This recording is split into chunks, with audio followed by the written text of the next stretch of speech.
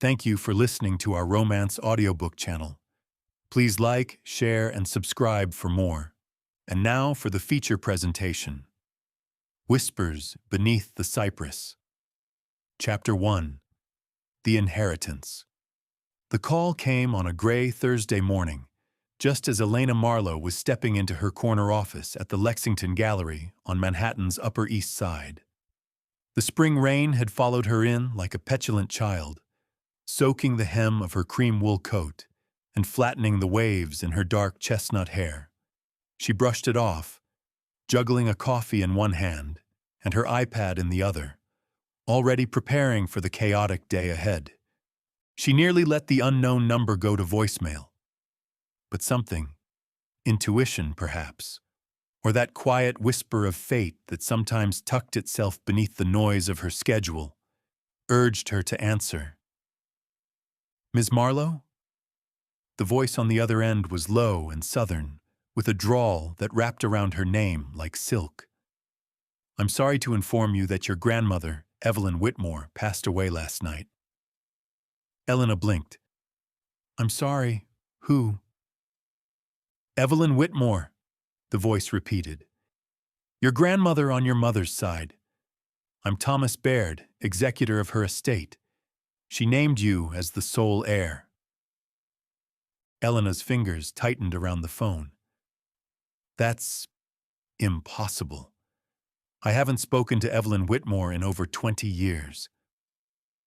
"I understand this may be unexpected," Mr. Baird said gently, "but her will was quite clear.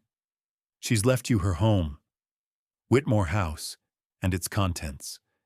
She also requested you attend the reading in person. I believe there are matters that need your attention."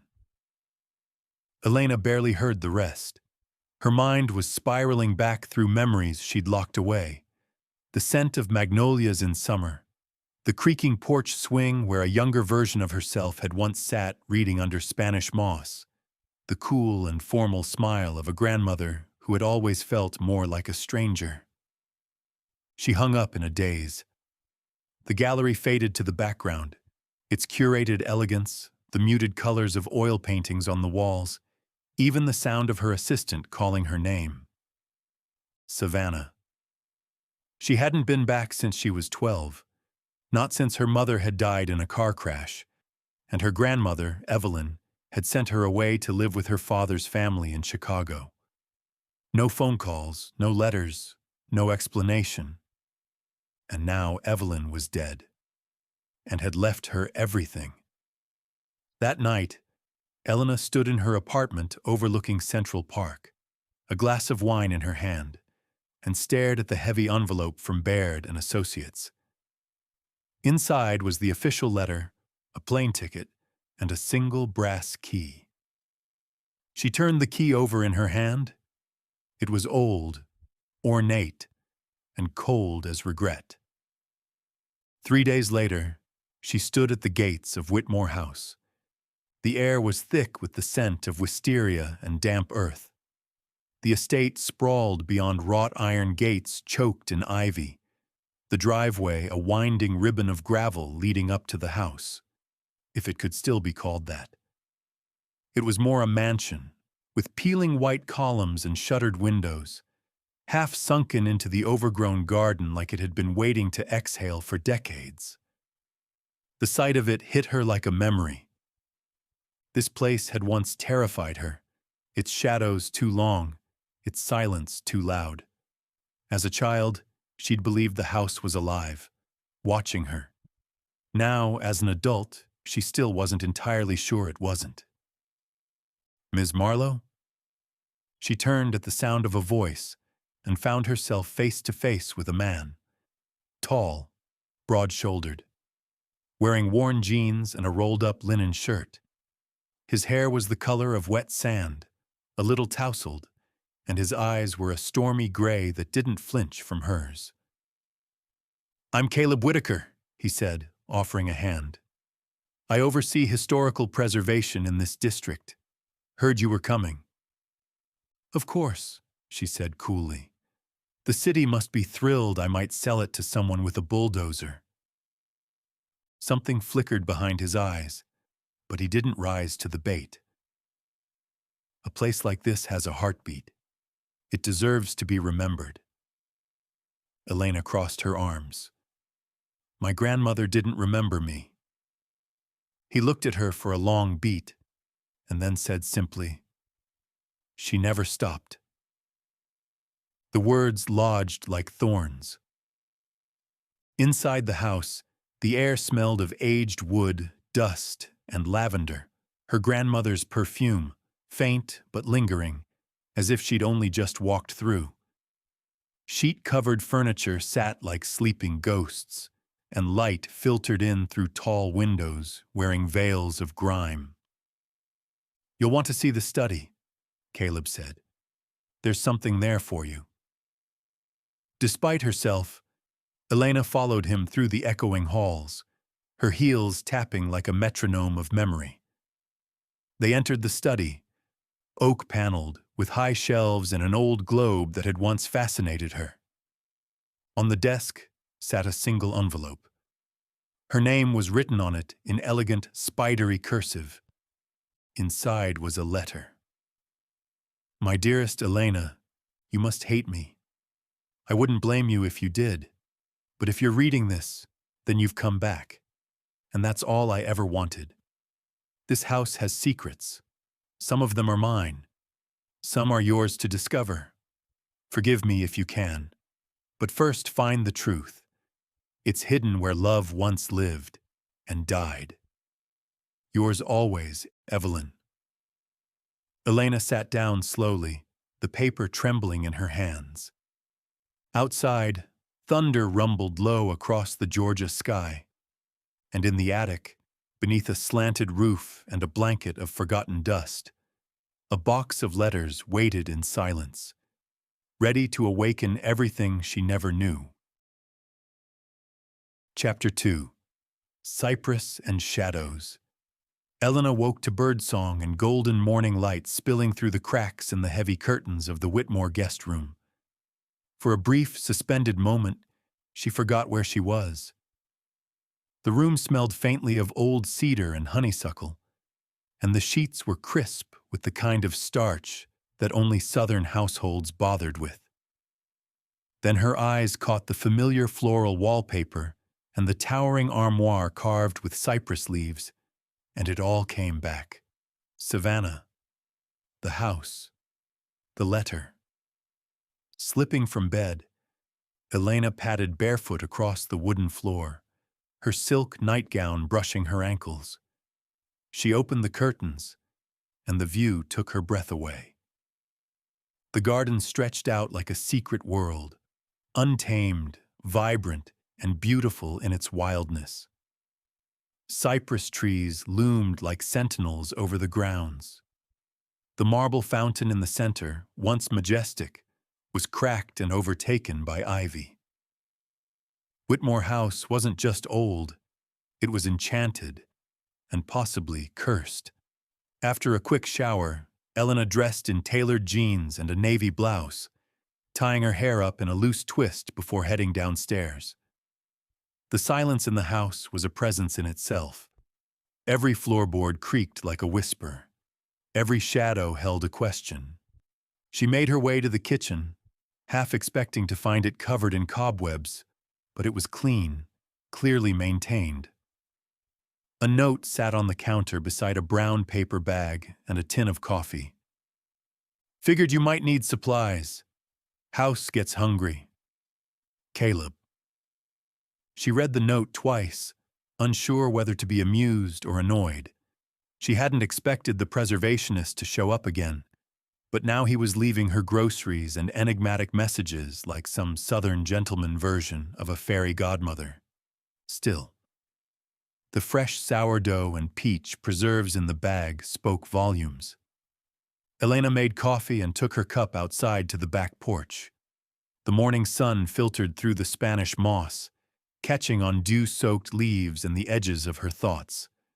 She sipped in silence until the sound of gravel crunching drew her gaze toward the driveway. And there he was. Caleb Whitaker, in worn jeans and a gray t-shirt that clung in all the right places, was walking toward the house like he belonged there.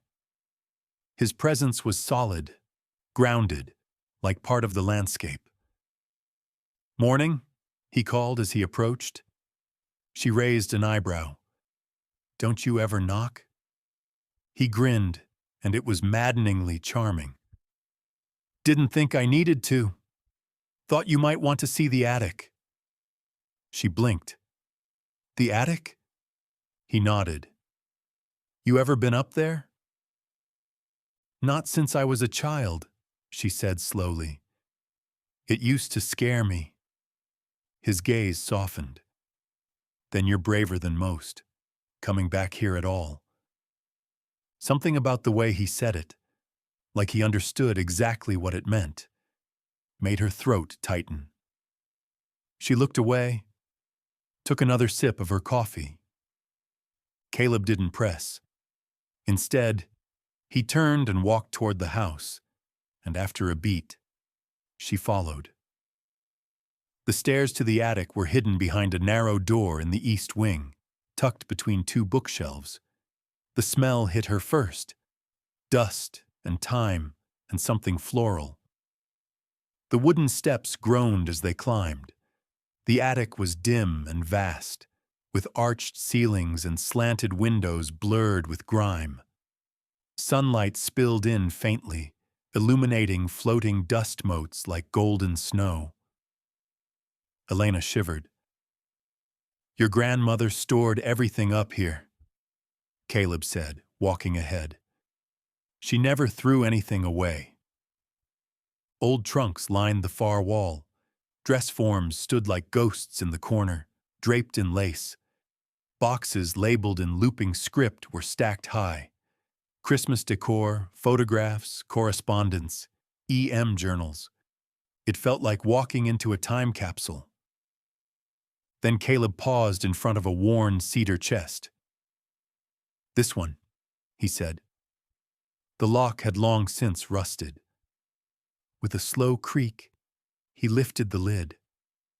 Inside were dozens of letters, tied in faded silk ribbons. Some were yellowed with age, others newer.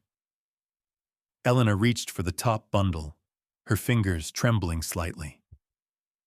The first envelope was addressed in slanted cursive. To Evelyn Whitmore. Return address, J. Devlin. London, 1959. A chill ran down her spine. "Julian Devlin," she murmured. "That's the name from the letter she left me." Caleb nodded. He was someone important to her. More than that. But no one really talked about him. Elena's heart pounded. "Why not?" "Because he disappeared," he said simply. "Right after their affair ended. Left Savannah. Some say he was forced to. Others say Evelyn ended things herself. But the letters kept coming. For years." Elena untied the ribbon and unfolded the first letter. "My dearest Evelyn, the days are gray without you. London is a fog I cannot escape, and I long for the sunlit hush of your voice, the scent of cypress and lavender. I have not stopped loving you, not for a breath, not for a moment. You haunt my dreams, and I do not wish to wake." Her throat closed. She read the letter 3 times before gently folding it back. Caleb was watching her, his arms crossed. "You okay?" She nodded, but her voice was quiet. She loved him, really loved him. Seems like he loved her too. They stood in silence for a long time, the attic thick with memory. Then Caleb said softly, "You know, you look a lot like her. When she was young." Elena met his gaze, and something flickered between them. Warm, sharp, unspoken. The weight of secrets. The pull of something inevitable. I don't know what I'm supposed to do with all this, she said finally.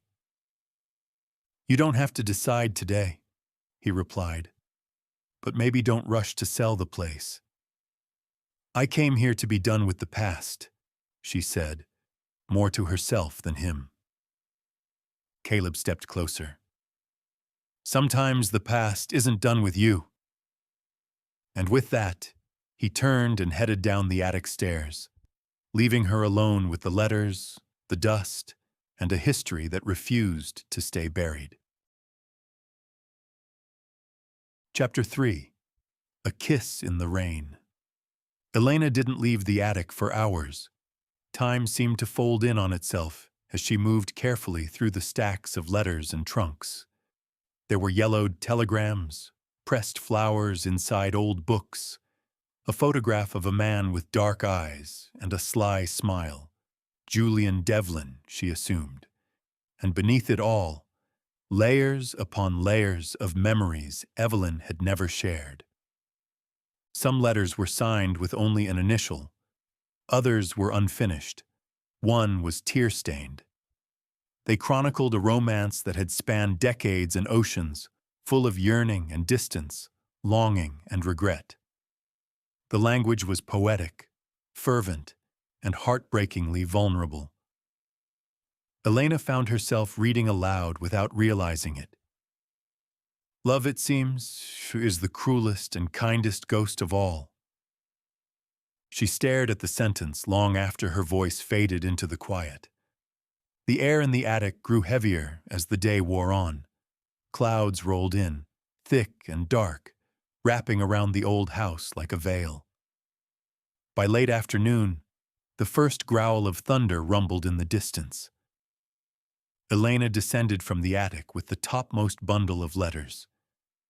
Downstairs, the house felt charged, every window pulsing with wind. She went to the study, placing the bundle gently on the desk. Evelyn's final letter still tucked in her pocket. Rain began to fall in slow, rhythmic taps on the glass, then faster, harder. Within minutes, the heavens opened, unleashing a downpour that blurred the world outside. She wandered into the kitchen, her thoughts tangled, her emotions a turbulent sea. She barely noticed the sound of the back door creaking open behind her. "Elena?" Caleb's voice called over the rain. She turned and blinked in surprise. He stood just inside the mudroom, water dripping from his hair and down his arms. His shirt clung to him like second skin, and his boots left muddy prints on the floor. "What are you doing here?" she asked, brushing a strand of damp hair behind her ear. "You left the attic lights on," he said. "Figured you were still digging. Thought you might be hungry." She glanced down to see he was holding a brown paper bag and a bottle of wine. "More supplies?" she asked. He gave her that sideways smile again. "Couldn't let you starve in a haunted house." A laugh escaped her, soft and unexpected. They moved into the kitchen together, the rain pounding against the windows in waves. Caleb unpacked a loaf of crusty bread, sharp cheddar, fresh tomatoes, and a tin of olive oil. Simple things, thoughtful things. He moved with ease around the kitchen, his presence quiet but grounding. She watched as he sliced the bread, toasted it in a pan, and layered it with cheese and tomato. The air filled with warmth and scent and something else, something unnamed between them. They sat at the small round table beneath the window, the storm swirling outside like a living thing. "Tell me about him," Elena said after a long pause, breaking off a piece of bread. "Julian Devlin." Caleb leaned back, sipping his wine. "All I know is what people whispered. He came from London in the late 50s, handsome, charismatic, a painter. People said he was married, but it wasn't public. He met Evelyn at an art exhibition downtown. She was already engaged to your grandfather by then." Elena's eyes widened, Engaged? Mm-hmm. Whitmore marriages were more about legacy than love. She frowned. So it was an affair? A hidden one, Caleb said. But the kind everyone remembers even after the walls start crumbling. She stared out at the rain, thunder cracking softly in the distance. Do you think she regretted staying here? I think she regretted everything except loving him. The weight of those words hung in the air between them. Elena rose and walked to the back door, drawn by the storm. The door creaked open as she stepped onto the covered porch, the wind sweeping her hair loose from its twist. The rain danced in the garden, fierce and beautiful, crashing against the marble fountain, turning the overgrown pathways into rivers. Caleb followed her, standing just behind. You always chase storms? He asked, voice low. Only the ones worth chasing, she murmured. He chuckled, then stepped closer. You're not what I expected. She turned to face him. What did you expect? A spoiled city girl in high heels, he said honestly, eyes softening. But you've got your grandmother's fire. Their eyes locked. The storm raged on around them, but it was nothing compared to the electricity in that moment. The silence between them suddenly charged, aching with possibility. Then he reached out. Gently, he brushed a strand of wet hair from her cheek. His hand lingered, his thumb grazing her skin. Her breath caught. Elena, he whispered, voice rough. You should probably tell me to stop. But she didn't. Instead, she rose to her toes, her fingers curling into the damp cotton of his shirt, and kissed him. It wasn't a careful kiss. It was sudden, heated, and full of everything they hadn't said. Her lips parted under his, and he deepened the kiss, his hand sliding to the small of her back. The wind howled around them. Rain lashed the porch steps. The storm became their backdrop, their soundtrack, their witness. When they finally pulled apart, they were both breathless. She stared at him, heart pounding, her voice barely audible. That was... Yeah, he said, brushing his forehead to hers. It was. A moment passed. Then he stepped back, as if giving her space not just to breathe, but to choose. You're not here just to settle an estate, he said softly. This place, it's part of you. She swallowed hard. I'm not sure I want it to be. But maybe it already is, he said. The rain slowed, tapering to a soft patter on the roof. And in the quiet that followed, something had changed. Between them, inside her, and within the very bones of Whitmore House. Chapter 4. The name Julian. The storm had passed by morning, but it left behind the scent of wet earth, the shimmer of raindrops clinging to every leaf, and something else, something unspoken between Elena and Caleb. They hadn't kissed again. After the fire of that moment, the silence afterward had been louder than thunder. He'd left shortly after, with a brief glance, a soft good night, and the smallest hint of hesitation, like he'd wanted to say something more. But Elena hadn't pushed. She was too busy trying to decipher the storm he'd awakened inside her. Now she sat alone in the study, sipping lukewarm coffee and rereading her grandmother's final letter. This house has secrets. Some of them are mine, some are yours to discover. The words had burned into her. She looked around the room, bookshelves lined with leather-bound volumes, a globe that still spun, an old gramophone resting atop a chest of drawers. She rose, moved to the bookshelf, and began tracing her fingers along the spines of the books. The collected letters of Lord Byron, Wuthering Heights, Poe, Dickinson, all meticulously organized. She paused when her fingers brushed against a book that didn't sit flush with the others. The Sea and the Cypress. It wasn't a title she recognized. She pulled it gently. Nothing happened until she heard a soft click behind her. Her pulse leapt. The sound had come from the wall behind the desk. She stepped closer and noticed a faint seam in the wainscoting. Heart pounding, she pressed her fingers to it, and the panel swung open to reveal a narrow passage. The air that escaped was musty, tinged with dust and old perfume.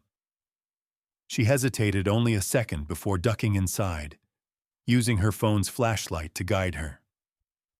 The hidden room was no larger than a walk-in closet, but what it lacked in size, it made up for in revelation. A single chair sat in the center.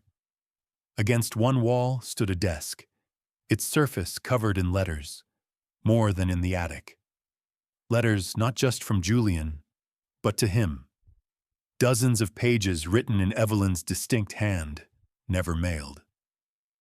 There was a painting propped against the far wall, covered in a sheet. Elena crossed to it slowly, heart pounding. She pulled the sheet away with trembling hands. It was a portrait. Evelyn, young, radiant, dressed in white and seated beneath a cypress tree, looked straight ahead with an expression full of sorrow and longing. And beside her, one hand nearly touching hers, was Julian Devlin. The resemblance was unmistakable from the photograph Elena had seen. He wasn't looking at the viewer. He was looking at Evelyn, as if she were the only thing that existed in his world. The painting was signed in the corner, Julian Devlin, 1961. Elena staggered back a step, suddenly breathless. She fumbled for one of the letters and read, "I painted us once. Do you remember? You in the white dress with the neckline you said your mother hated, and me trying not to look like I wanted to kiss you every second. I never showed you the painting. I couldn't. Not when you married him. I never stopped loving you, Evelyn, but I couldn't keep breathing where I wasn't wanted. So I left. But part of me never did." Elena closed her eyes.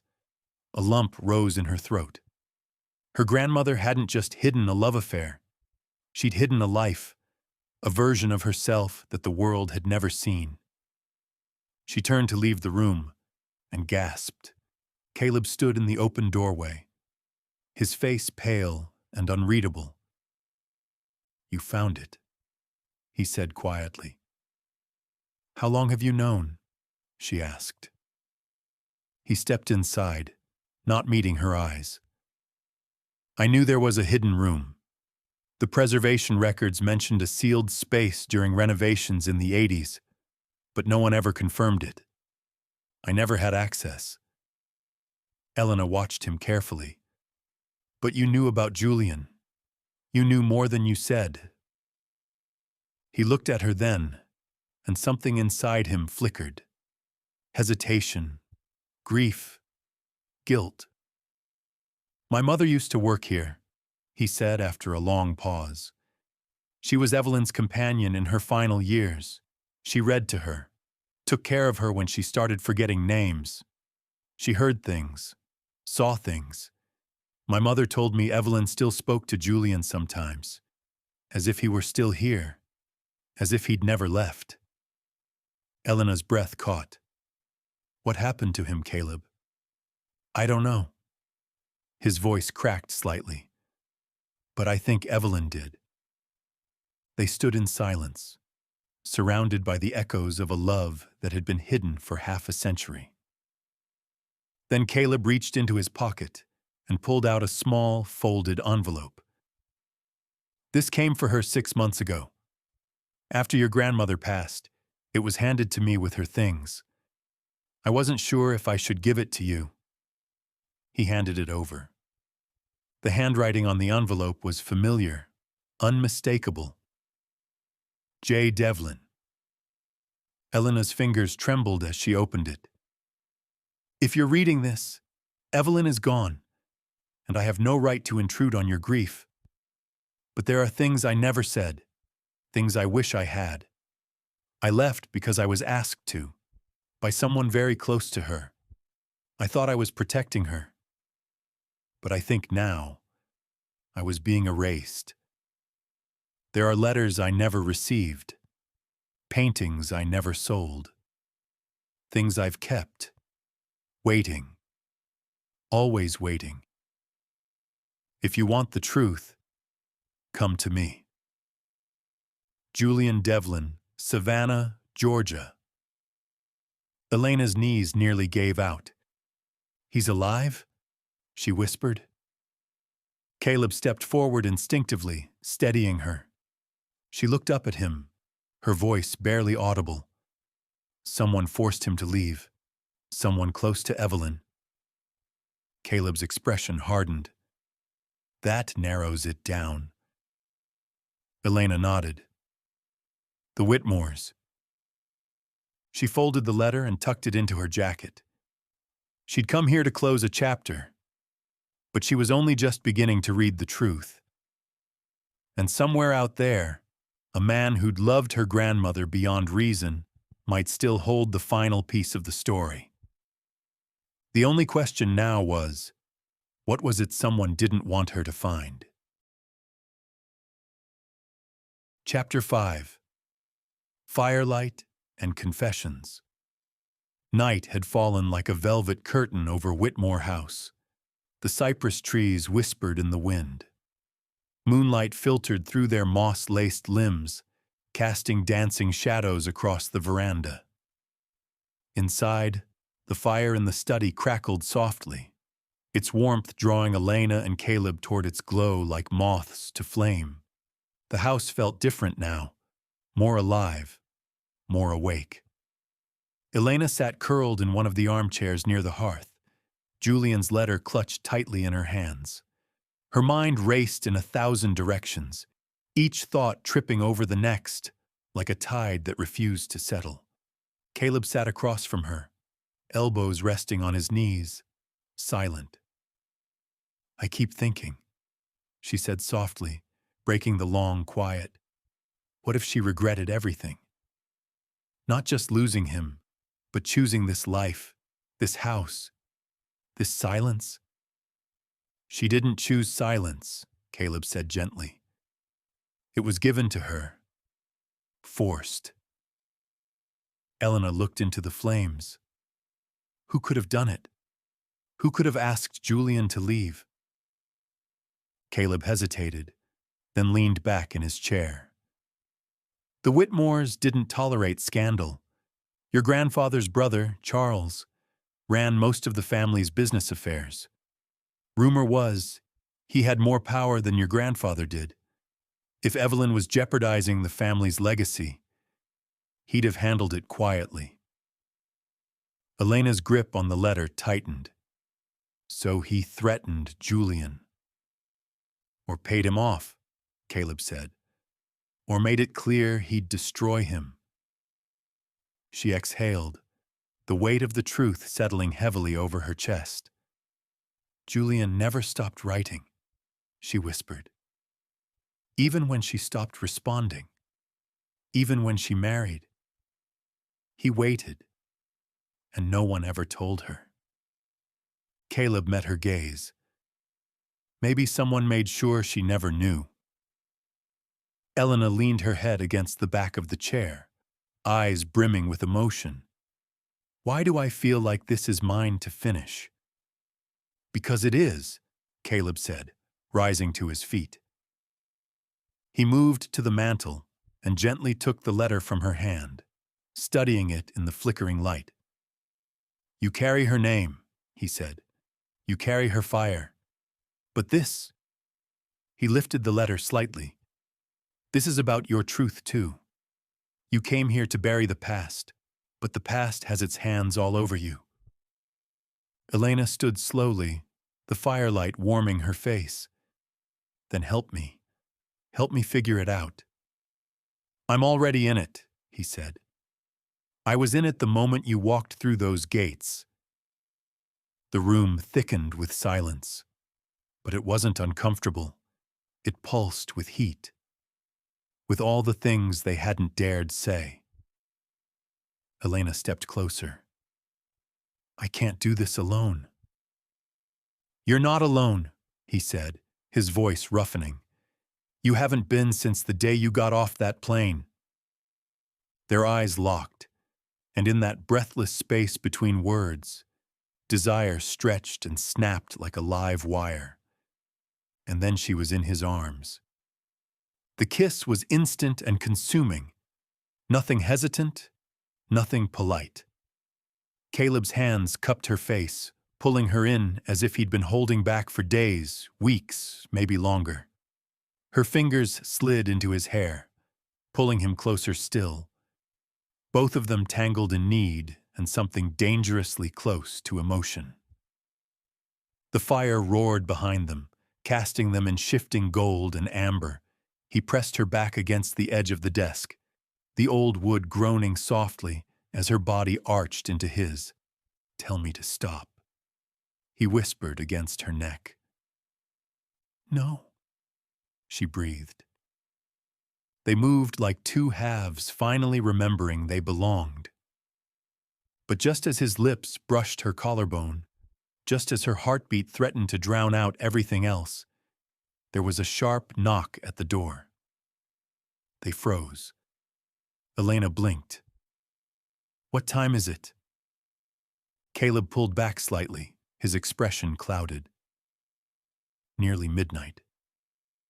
The knock came again. Harder.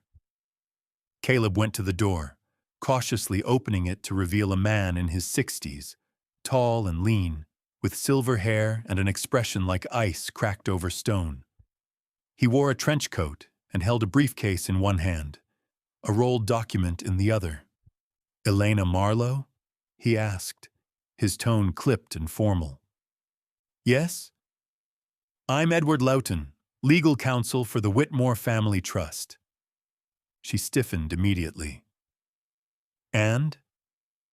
He handed her a sealed envelope. You are hereby notified that the trust intends to challenge your inheritance of Whitmore House. What? She said, stunned. The family believes there was undue influence in the drafting of Evelyn Whitmore's final will.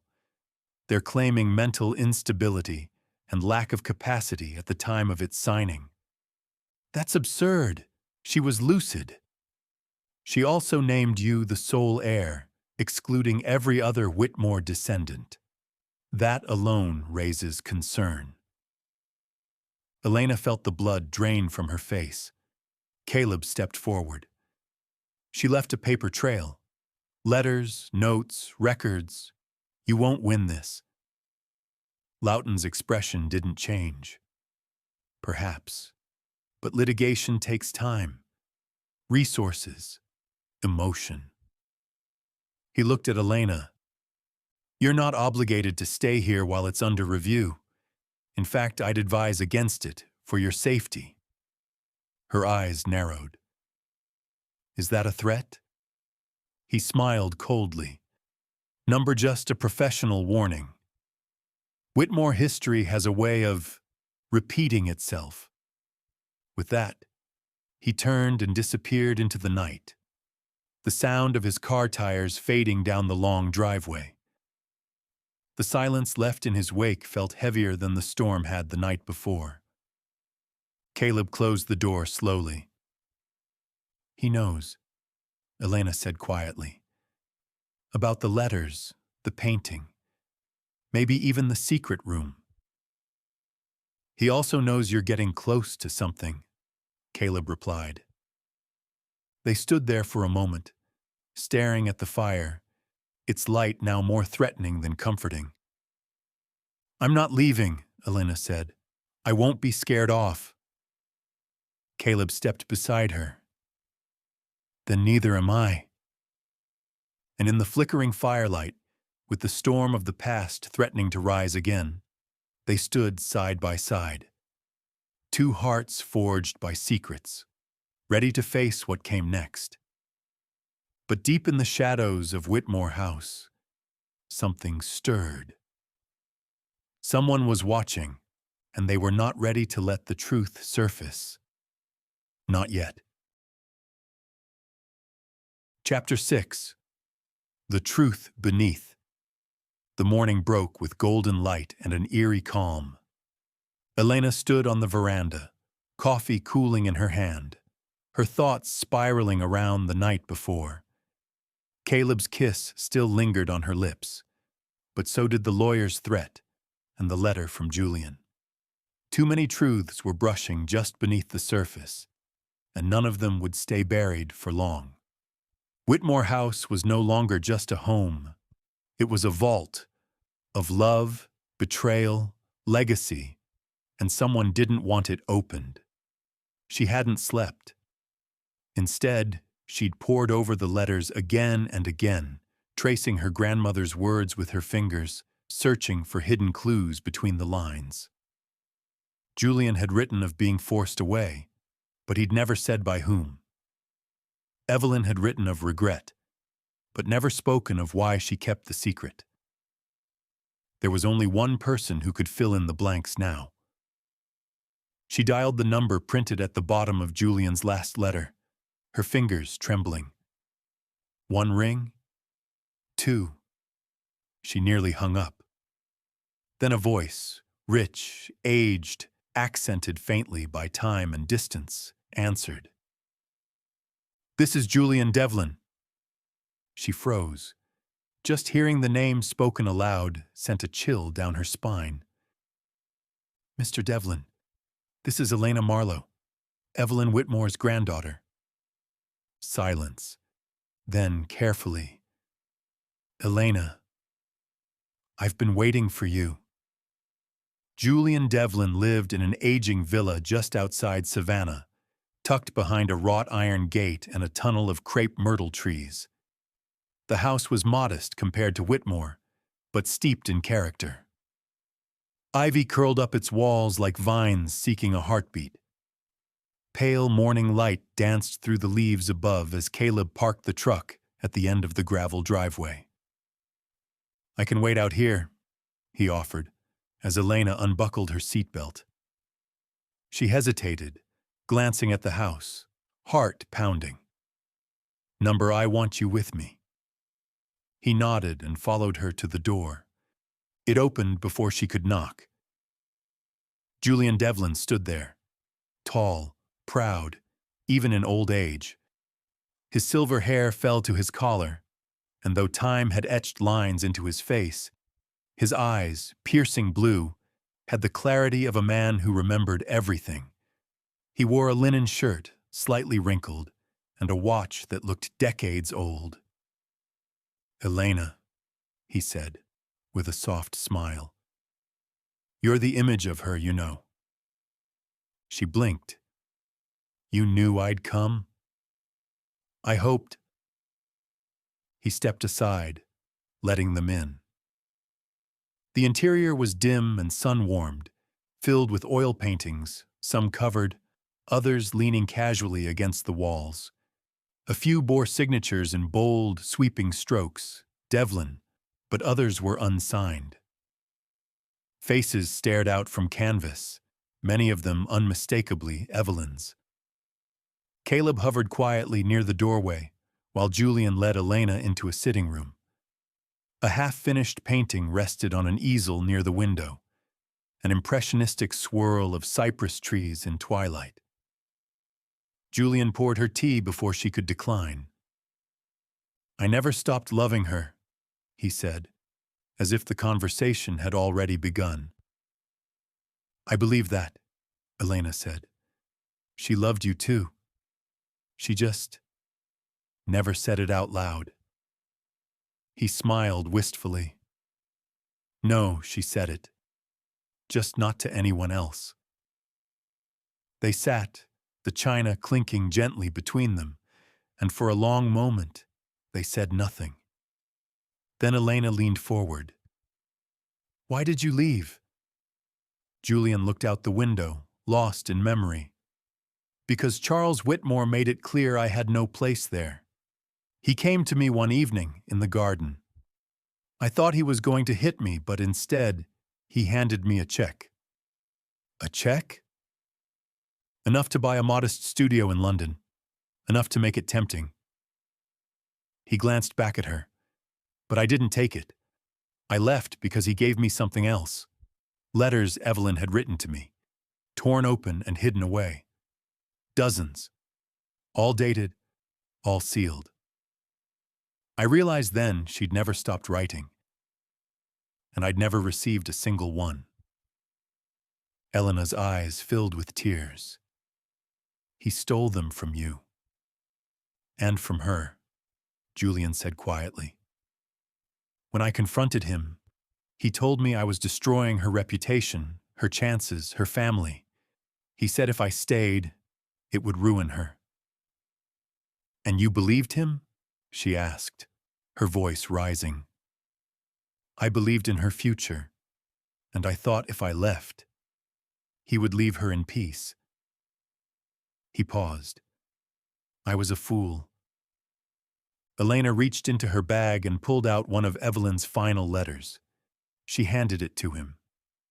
Julian took it with shaking hands, his fingers brushing over her name. "I never stopped painting her," he whispered. "Even after she stopped answering, even after I thought she'd moved on. I loved her until the moment she died." Tears rolled down Elena's cheeks.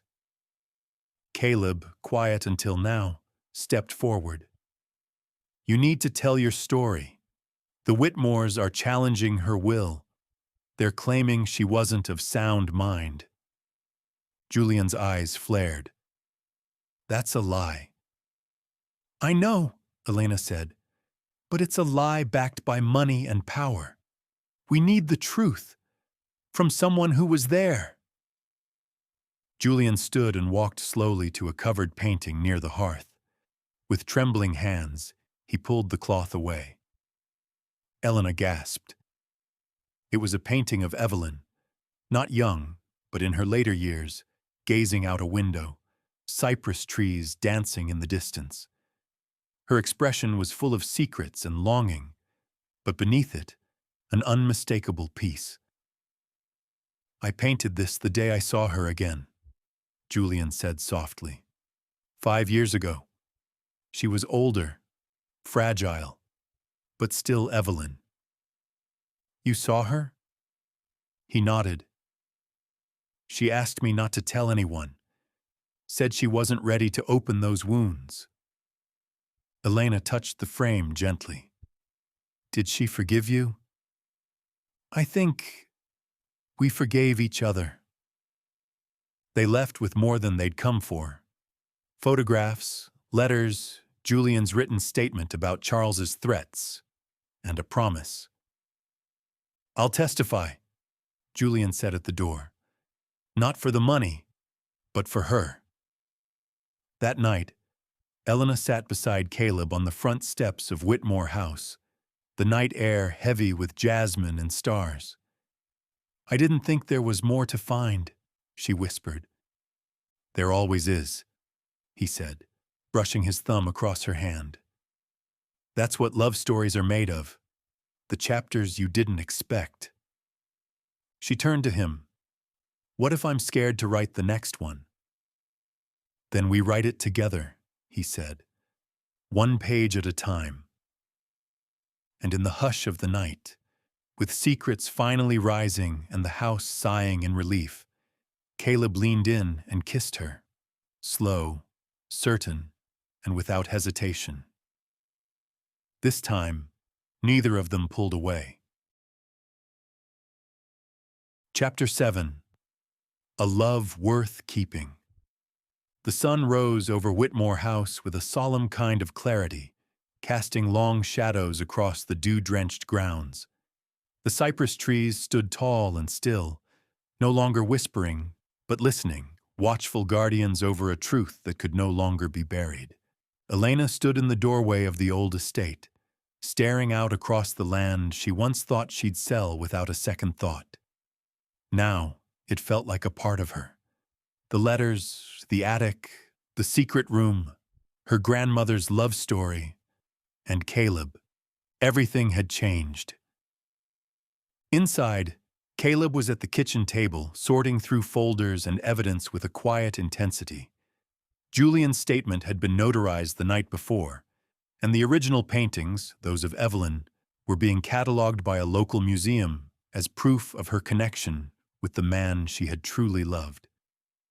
Between those, the unmailed letters, and the journal Evelyn had hidden behind a false drawer in the study desk, everything was coming together. The hearing with the Whitmore Trust was in less than 2 hours. "Are you sure you want to do this alone?" Caleb asked as she stepped back inside. Elena gave a small smile. "Not alone. Julian will be there, and his truth is stronger than their lies."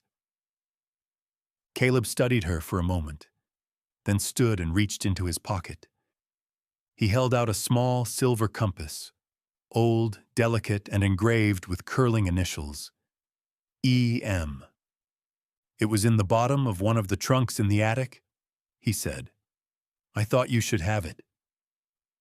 She took it carefully, tears stinging the corners of her eyes. "It was hers," she whispered. He nodded. "Maybe she used it when she felt lost. Maybe now you can too." She stepped into his arms then, resting her cheek against his chest. His heartbeat was steady. "I'm not leaving after today," she murmured. "Not for New York. Not for anything." He pulled back slightly, eyes searching hers. "You mean that?" "I do. This house, it's my story now. And I think we're just getting to the good part." Later that morning, the courthouse, Savannah. The courthouse was stately, white-columned, and intimidating. Elena walked through its doors with her chin high and Julian by her side. Though age had weathered him, he carried himself with the quiet strength of someone who had borne pain without letting it destroy him. Inside the hearing room, representatives of the Whitmore Trust sat at one long table, their suits pressed and eyes cold. Edward Loughton stood at the head, files and photographs stacked before him like ammunition. Elena sat at the opposite table, her palms flat on the polished wood. The judge, a woman in her 60s with sharp eyes and a reputation for fairness, entered the chamber. Everyone rose. "This hearing is to determine the validity of Evelyn Whitmore's will and the claim made by the Whitmore Family Trust that undue influence or mental incapacity affected its execution," she said, her voice crisp. Loughton rose first. He launched into a speech about legacy, history, family holdings, and Evelyn's declining mental state, citing her decision to leave the entirety of the estate to a granddaughter she barely knew. Then Elena stood.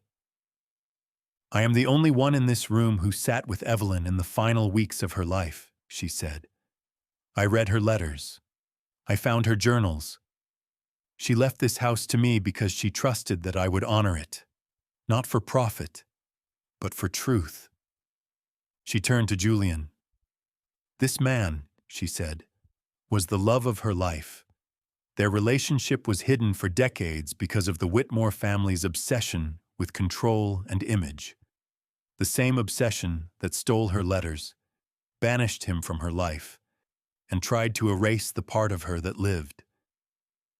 I have every letter she wrote, including those never sent. I have paintings, dozens, that prove not only her love for him, but his for her. And I have a written statement, signed, sworn, and dated, from Julian Devlin himself." She handed the file to the bailiff, who passed it to the judge. There was silence. Edward Loughton tried to object. The paintings could have been forged. The letters, they aren't forged, the judge said, already flipping through the packet.